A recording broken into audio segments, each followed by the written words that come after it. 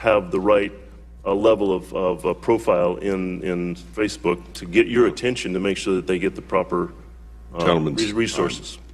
Gentleman's time's expired. Chair recognizes the gentleman from West Virginia, Mr. McKinley, for 4 minutes. Thank you for coming, Mr. Zuckerberg. I've got a yes or no question, if you could give that. Should Facebook enable illegal online pharmacies to sell drugs such as oxycodone, Percocet, Vicodin without a prescription? Congressman, I believe that's against our policies. Yes or no? Do you think you should be able to do that? No, of course not. And there are 35,000 online pharmacies operating, and according to the FDA, they think there may be 96% of them are operating illegally. And on November of last year, CNBC had an article say that you were surprised by the breadth of this opioid crisis. And as you can see from these photographs,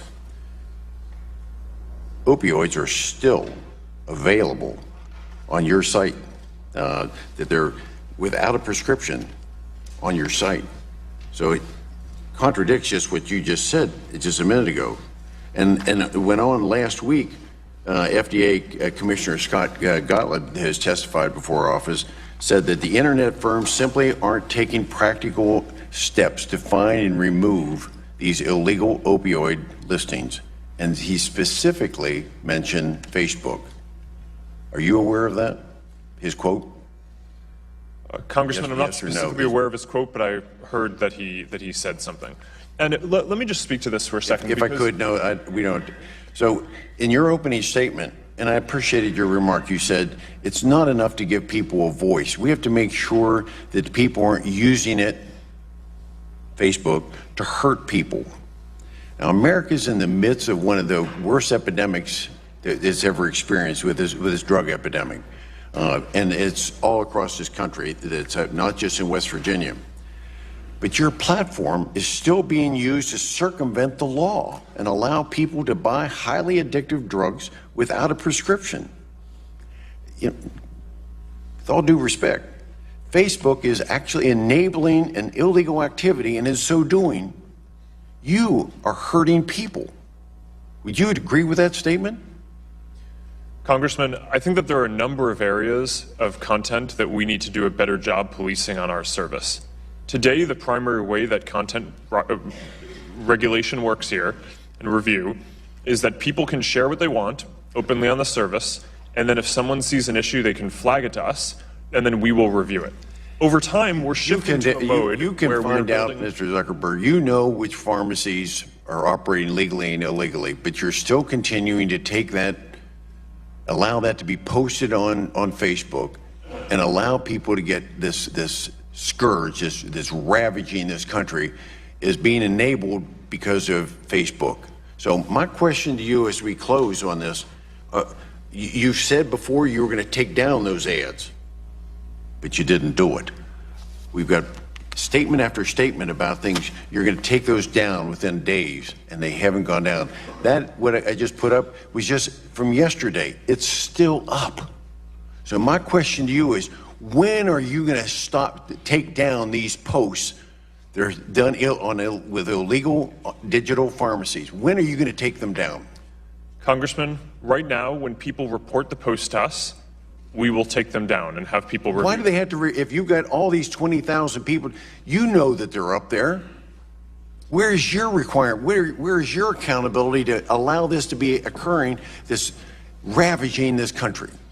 Congressman, I agree that this is a terrible issue, and respectfully, when there are tens of billions or 100 billion pieces of content that are shared every day, even 20,000 people reviewing it can't look at everything. What we need to do is build more AI tools that can proactively find that content. You've been said before you were going to take them down, and you haven't. And the gentleman's time has expired. Chair recognizes the gentleman from Vermont, Mr. Welch. Thank you, Mr. Chairman. Mr. Zuckerberg, you acknowledged candidly that Facebook made a mistake. You did an analysis of how it happened. You promised action. We're at the point where the action will speak much louder than the words. But Mr. Chairman, this Congress has made a mistake.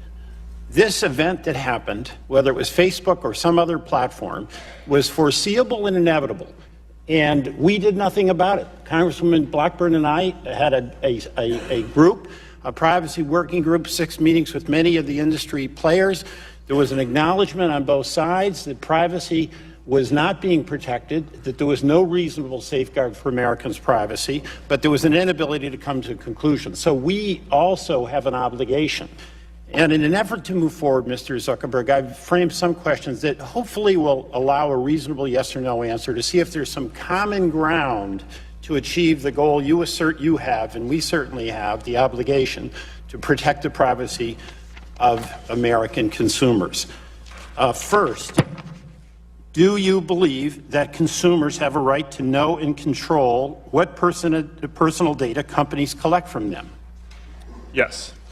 Do you believe that consumers have a right to control how and with whom their personal information is shared with third parties?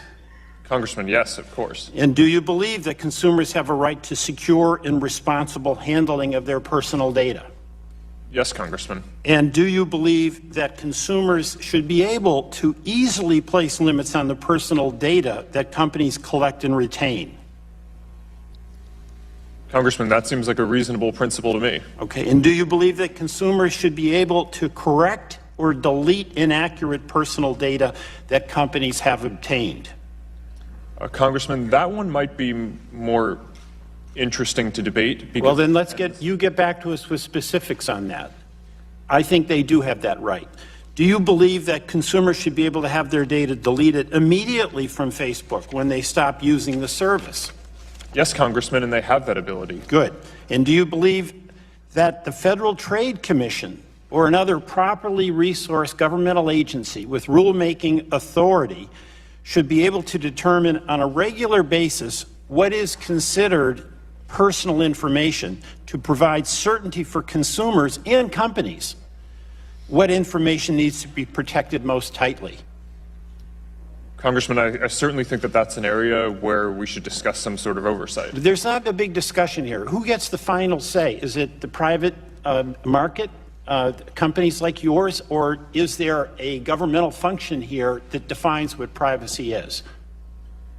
Congressman, I think that this is an area where some regulation makes sense. You proposed a very specific thing, and I think the details matter. Let me ask you this. I've appreciated your testimony. Will you work with this committee to help put us, to help the U.S. put in place our own privacy regulation that prioritizes consumers' right to privacy, just as the EU has done?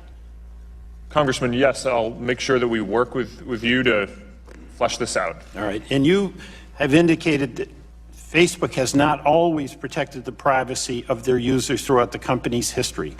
And it seems, though, from your answers, that you agree that consumers do have a fundamental right to privacy that empowers them to control the collection, the use, the sharing of their personal information online. And Mr. Chairman, and thank you, Mr. Chairman, privacy cannot be based just on company policies, whether it's Facebook or any other company. There has to be a willingness on the part of this Congress to step up and provide policy protection to the privacy rights of every American consumer. I yield back. Gentleman yields back. Chair recognizes the gentleman from Illinois, Mr. Kinzinger, for 4 minutes. Mr. Zuckerberg, thank you for being here. Given the global reach of Facebook, I'd like to know about the company's policies and practices with respect to information sharing with foreign governments, if you don't mind. What personal data does Facebook make available from Facebook, Instagram, WhatsApp to Russian state agencies, including intel and security agencies? Congressman, in general, the way we approach data and law enforcement is if we have knowledge of imminent harm, physical harm that might happen to someone, we try to reach out to local law enforcement in order to help prevent that.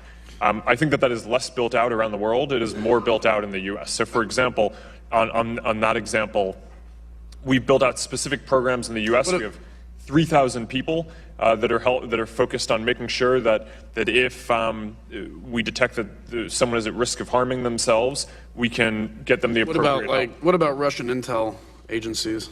The second category of information is when there is a valid legal process served to us. In general, If a government puts something out that's overly broad, we're going to fight back on it. We view our duty as protecting people's information, but if there is valid service, especially in the U.S., we will, of course, work with law enforcement. In general, we are not in the business of providing a lot of information to the Russian government. Do you know, is this data only from accounts located in or operated from these individual countries, or does it include Facebook's global data?